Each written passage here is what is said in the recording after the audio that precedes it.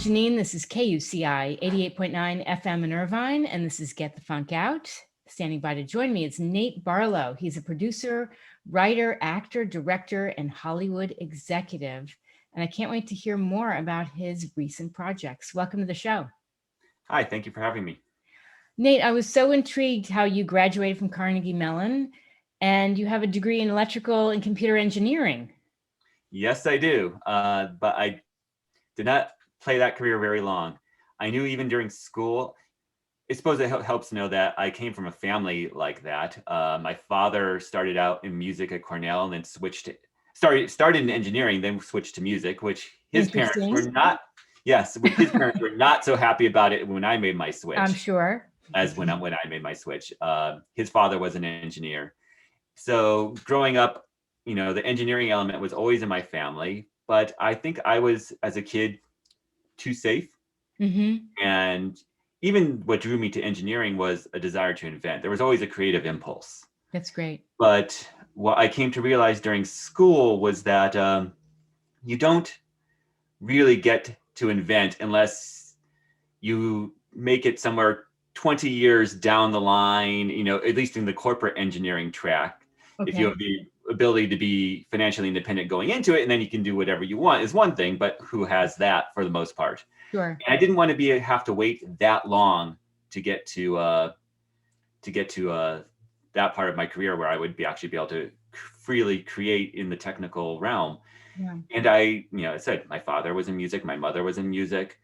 I never gravitated to music growing up, but I always loved acting, and I grew up. My father taught in a university, and I got to go to the Wesleyan University of Middletown, Connecticut. Is that where you're from? Program.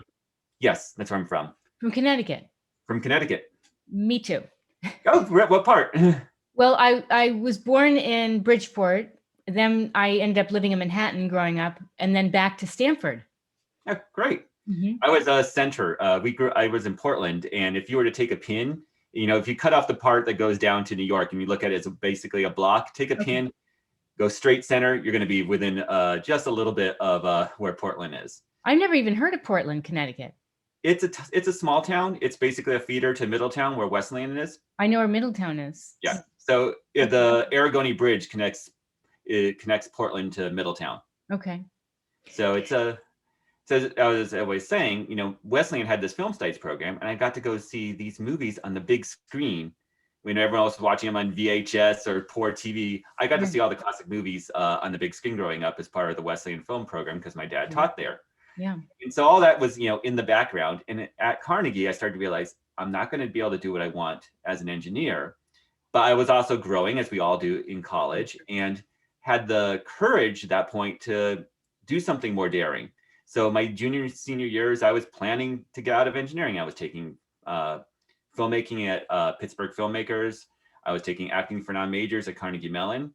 And so I had a job interview off a summer internship. I worked that for a while. And of course, when you're out in the new world, you're making money, you're excited and get that. Sure. And what happened was I was on a business trip. I was working on Long Island. I was on a business trip to San Francisco. Well, actually San Jose, but my cousin lived in San Francisco, and I went up to visit her. And we went and saw a play where masks that she made were in use. Her great love is mask making.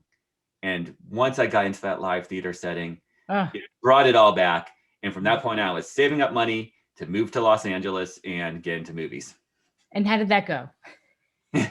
It's a crazy ride. I mean, as opposed to people who studied in school, I came in completely cold with only a few contacts. But that's not unheard of either. No, not at all. So I, utilized those contacts where I could, started working on student films, and graduated to bigger and better projects, and then eventually started making my own. And even some of those people I met on my very first few projects are still good friends, and I'm still working with them. That's amazing. It's good you followed your heart, because a lot of times we do feel we're going to follow the path we're told, or to follow the path that our family thinks we should go in, or you follow what your parents have done.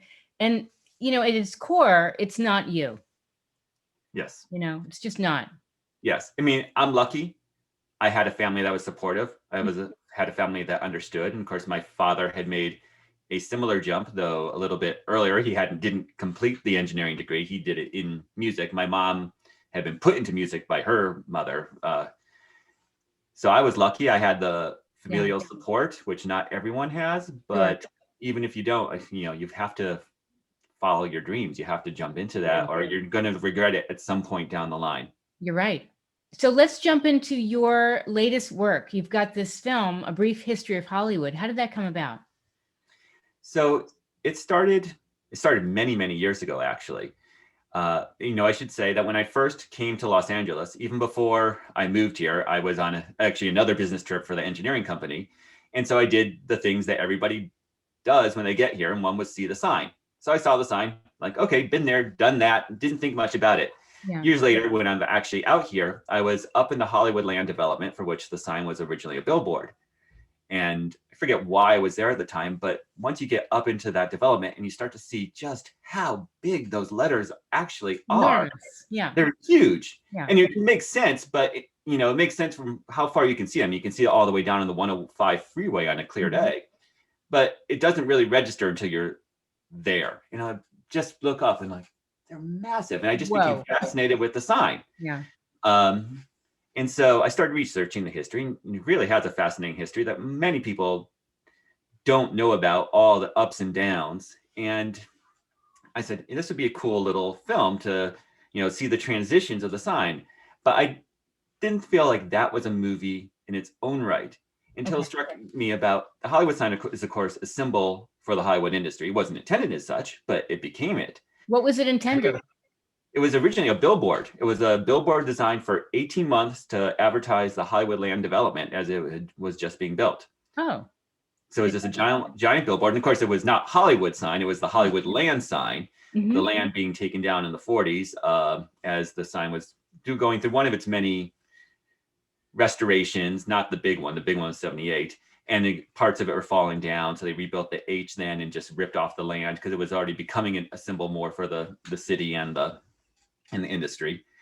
So the other thing that suddenly struck me is it's a symbol for the industry, and let's overlay this simulated time lapse of the sign with all the technical advances of Hollywood. So it starts in sepia tone, it goes to black and white, color, you've got 3D, you've got the varying aspect ratios of the 1950s. There's even this kind of smile box effect of Cinerama. And so layering all these technical advances on top of it. So it's not only the story, you're not only watching the evolution of the sign, but the screen itself is constantly changing.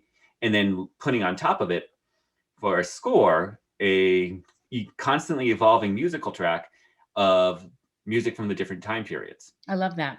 And of course, the sign, the ups and downs of the sign, the other thing I realized is, well, it's always, not always, but since 1930s or so, that's when it started being a symbol of the industry, is that really the ups and downs of the sign mirror the ups and downs of Hollywood, the town, and of our country. So actually is a symbol working at Very smart. Thank you. Yeah. And did the film just come out? I finished it after many years of work. I don't have an animation background. For years, I thought, maybe I should find somebody to do this. And then I said, no, I got to do it myself, and taught myself After Effects on the fly to do this. So it was an interesting experience that way. I got through everything. Some of it's probably bull in the china shop, and not the most elegant solution, but whatever works, right? Sure. So I finished after many years of work on and off in October of last year. And since then, it's been playing a festival, starting in first festivals in December. It's through 6. There's 7 more so far, obviously, and hoping many more will come in. So it's off to a great start. And you've got some great feedback, haven't you? Excellent feedback, and people have really loved it so far, because I call it an experimental documentary. It's actually technically, with the first festival I played actually was in animation, because it is computer animated, right. Photorealistic. So it's actually an animated experimental documentary. Interesting combination there. And it's been a finalist in 2 festivals. People have really, really liked it. I think for learning about the sign, a lot of people did not know about much of this history. And Sure. also stylistically, it's such a different than the experimental aspect of it. Amazing. And now you also have another project. Yes, I am the co-producer, or one of the co-producers, on a documentary on the craft of Scotch whiskey called The Water of Life. And that, yes, it's that we finished up end of last year and had a 6-day launch event in January. Well, what should be said is we were, before the pandemic, we were starting to submit to film festivals. Okay. We just got into Seattle. Fantastic. One of the largest ones, and pandemic hit and everything went to pieces, and the festivals canceled. Yes. So we rethought what we were going to do, and we decided to, instead of going to the traditional film festival route, we would take it to whiskey festivals and the whiskey public, and all these the actual the most hardcore end audience for the movie. Right. Yes. And so we had this launch event in January, and now we are again taking it to exactly those audiences. We've had doing all these small club screenings, private screenings, and eventually it'll be on Netflix, Amazon. We'll take it to the streamers, discs for those who still like discs. But we're doing a self-distribution route first, and it's been going really, really well. The reception has been absolutely amazing. Fantastic. Talk about pivoting in the pandemic. Yes. Whoa.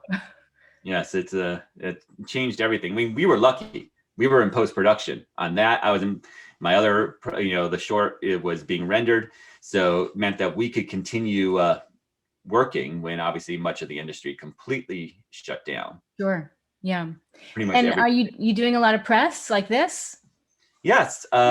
Just started into it. I've done a few interviews so far. Good. And I've been doing interviews for the short, and we've had a lot of press on the feature on the whiskey documentary.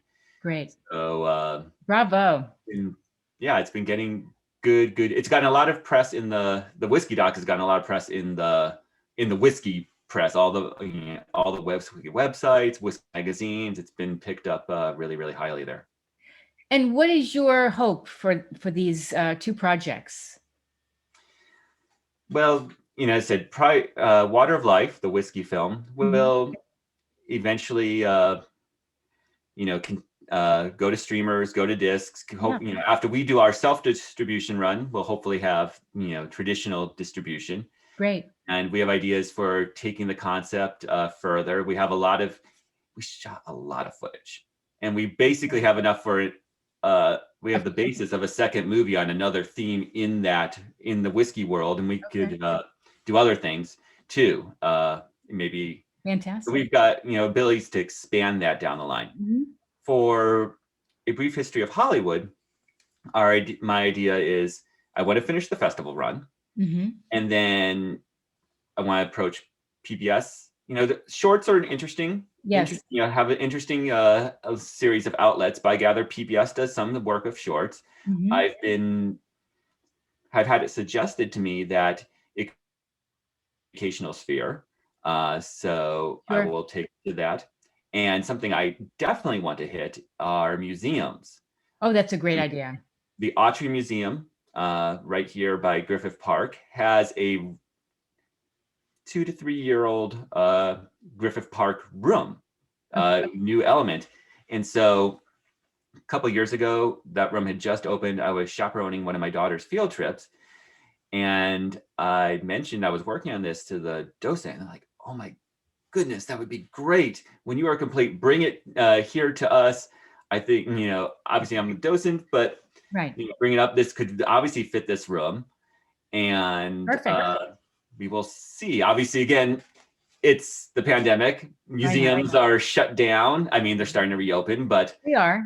again, I'm in the midst of the film festival run, so I want to complete the film festival Sure. run first. Also, Hollywood Heritage, I mentioned it when I was there, and they liked the idea. So there's a bunch of museums where it could actually be a standing I exhibit. think it's a great idea. And, they could even stream it online, perhaps, Yeah. promote it and stream it. And that's fantastic. Anything else you'd like people to know about you? Well, let me see. I've got my about me. Well, I think I read that you are also an actor, or you were doing acting at one point. I am an actor. I put it aside for quite some time because I have 2 young daughters, and so I was, kind of watching over them. My wife is a animation executive, and so I've been my projects I could freelance, so I could be around with them while she had the more steady job. Sure. And so, but acting kind of didn't really work into that picture. Now, my younger one is an actress herself. Oh, good. And so I've started auditioning again with, working with her agent. But I would love for that to take off again. But, we will see. It's a re-entry point. Of course, I know. When did I start the re-entry? Same time everything else went crazy, right? With the pandemic. I know. But really, when you look at shows and you see how diverse the casting is now, you just never know. I mean, I got into acting years ago when I moved here in 2000 in voiceover. And my agent, who's no longer alive, Marianne Burzon, said, "Oh, sweetheart, you have to do a variety of things. You can't just do voiceover." So I was like, okay. And, you kind of get into different things, and then sometimes you take time off because it's, when you don't book, it's disheartening. Yes, right? It is. It never really bothered me. I mean, I understand for a lot of people it's disheartening. Yeah. But maybe because when I first, I came doing both sides. Right. So A, I always had those other things to keep me going, but B, I could see I knew it from that standpoint. So yeah, you're looking at the numbers, you look at all these people, you understand that. And so when you understand it from the business standpoint, right, and how it's a business and all the numbers, you don't, I don't think the emotions of that get quite in the way. And my daughter, does she want to book everything? Absolutely. Yeah. Doesn't faze her one bit. It's good. So, she already has that mindset in there. And it's probably something about kids who grew up around the industry, with both their parents in it. My older one isn't interested, even though she loves making stop motion animation. She's just taught herself. The other one is, the actress, but they grew up around it. So I think and with me as having an acting background, actually my wife studied acting, though hasn't pursued it professionally, we were able to give that kind of grounding. So the emotional aspect where that is so upsetting, she totally understood, they see 100 people, it's right about the look, it can be matched. She gets that. It's good. It's healthy. Yes. The best advice I ever got from a casting director was have a full life. So you don't come in and this is all you're betting on and you're desperate for it and you really want it, and do other things. Absolutely. At least even if you don't want to be doing other things outside or even inside the industry, everyone should be on both sides of the camera at some point. I agree. Well, really, I think for an actor to understand the other side, just knowing how those people have to work with you makes you a better actor and more understanding of the situations, and vice versa. It's really, really important to play as many roles inside the business. Maybe not play, but at least try once. Get a sense of experience. Yes. I agree. You don't have to be doing them all, but right. Just try them. I agree. One last question. The show is called Get the Funk Out. Because I was in my own funk years ago. And I love when people share stories of resilience. So was there a time where you were thinking, oh, this is so hard, I'm so down, but all of a sudden you had this light bulb moment? Like what advice would you give someone who's having a hard time right now, who's a creative, or anyone? I mean, it's easy to say, keep plugging, because life turns at an instant. And you just have to look at this last year to know how all of our lives turned upside down. Oh, yeah. And there's no greater example. And, sometimes can do different things. Sometimes you just need to take a deep breath. So I know in writing and you just don't get it, it's one of the common ways, go off and do something. For me, if I hit a writer's block, I work on something completely different and just let it just percolate in my brain, and eventually it works out. You have to find what's the right methodology for you. Other things, not writing, for me, it's just keep on hammering, and just till I break through. Right. And just have some other, again, as you kind of mentioned a few minutes ago, have some other interests or something else that you can do that will just relax you or calm you or makes you happy. And if you're all in on one thing, that's where it really hurts you, because you don't have anything else to fall back on. Whether it's family, whether it's hobbies, whether it's whatever, but you never want to stop. Whether you need to take a momentary break just to let your brain work on other things, whether you just need to hammer, whether you need just, if this project isn't done, work on something else, whatever it is, always having, I think, multi-threads is a great thing to do. I jump in and out of projects left and right. I can't even half the time is, I gotta do this one now, this one, this, and if I actually have downtime. Okay, now I can go back to this one I want to do. Always having something else to go on is, because it keeps your brain fresh, keeps your brain popping, but it means that even if the one is not going well, your energy, you can feel positive about the other one. And this was, I know a lot of my friends who have very positive attitudes about this were, okay, pandemic's down, okay, I'm going to start writing, I'm going to do this, I'm going to do that. I was lucky because I had 2 films in post-production, so I never missed a step, but doesn't mean that when I had a few minutes here and there, I was writing. That's good. I wanted to say that I'm a screenwriter as well, and I wrote some shorts during the pandemic, and I got them into Film Freeway, a couple of the festivals, and I was a finalist. And what a boost to my mood to get that email that you're a finalist. And I'm like, whoa, to take that creative idea that's gnawing at you and to do something with it and write it, even if it's a short, it's 25, 30 pages, whatever it is, and get it done. It's such a boost.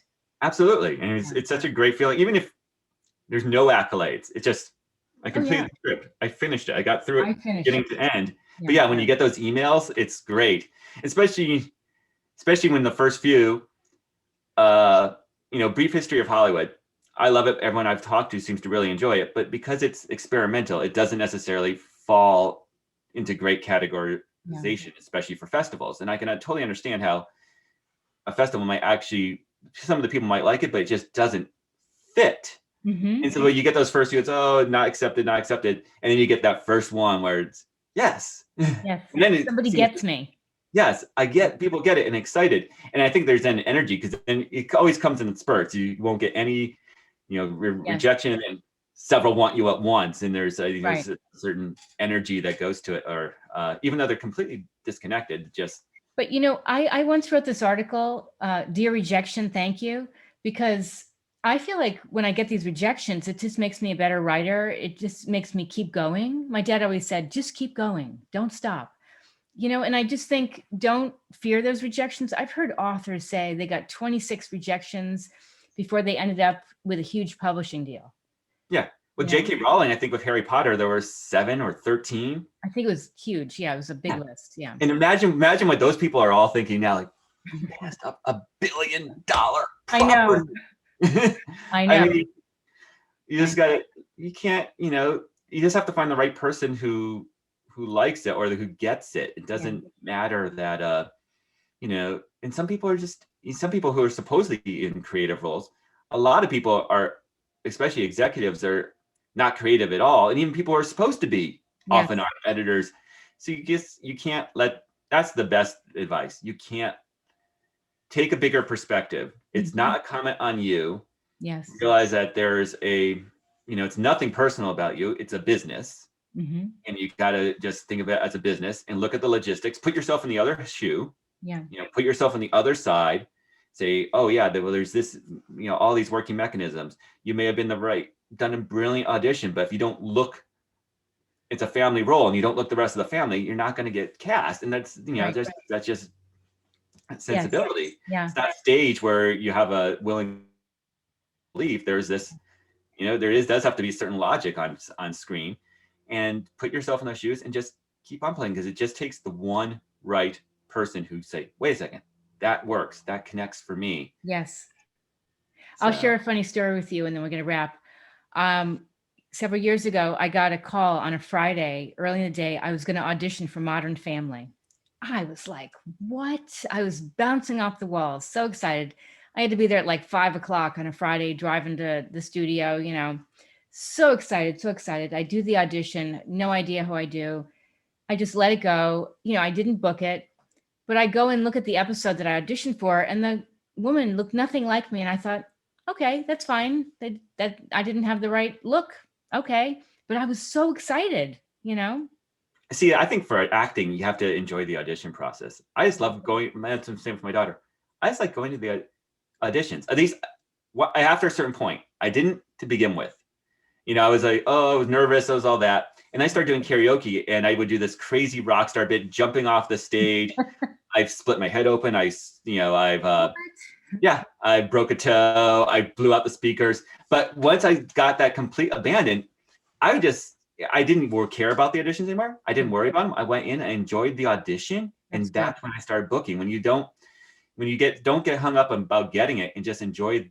I agree. Little increments of the process. Yes. The same thing, you enjoyed the audition, and then you see the role, like, well, if that's what the direction they went, there's no way I ever had a chance if they decided to go for a completely different look. But definitely, in thinking back, I remember booking a voiceover job where I had to go into this little booth, and the casting director was standing right outside, Mark Cashman, who I really adore. And I just gave it like turbo mode, and I booked it. But I remember thinking, like, don't care what anybody thinks, just get into character and give it 150%.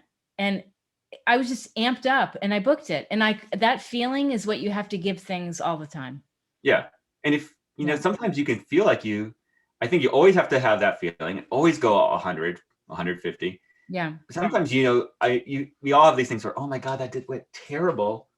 Get out of your own head on the pitch. Oh, I know. Because your judgment of it may be completely wrong. I had this audition once, tiny indie film, and they cut me off halfway in the audition. They cut me off halfway. And it was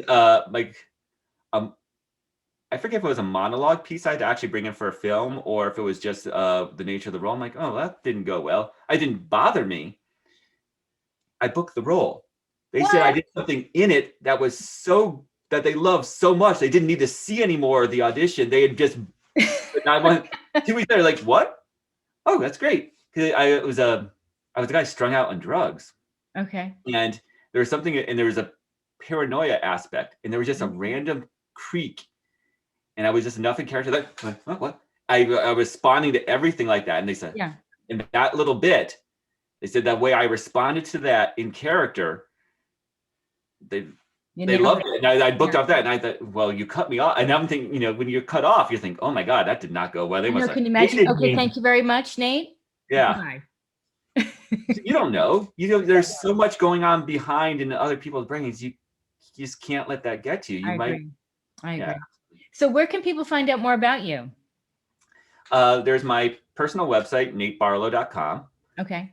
Just run one word, run together. There's the site for A Brief History of Hollywood is briefhistoryofhollywood.com. You can also get to that immediately via my website, though with no A at the beginning, just brief. And wateroflifefilm.com for the Water of Life. And social media, Nate Barlow is my tag, except for Facebook, it's Nate Barlow Fans. And then for the Hollywood sign, it's because there's limits on the characters, I had to go HLLYWD sign film. Okay. Well, I had to cut the vowels out. I'm sorry, what? I had to cut the vowels out to make it within a Twitter handle length. Oh, okay. Well, it's all on my show blog, which is getthefunkoutshow.kuci.org. Everything is up there. Great. Thank you so much. Really great getting to know you. Congratulations. Thank you. I appreciate it. And thank you for having me today. It's been a pleasure. My pleasure.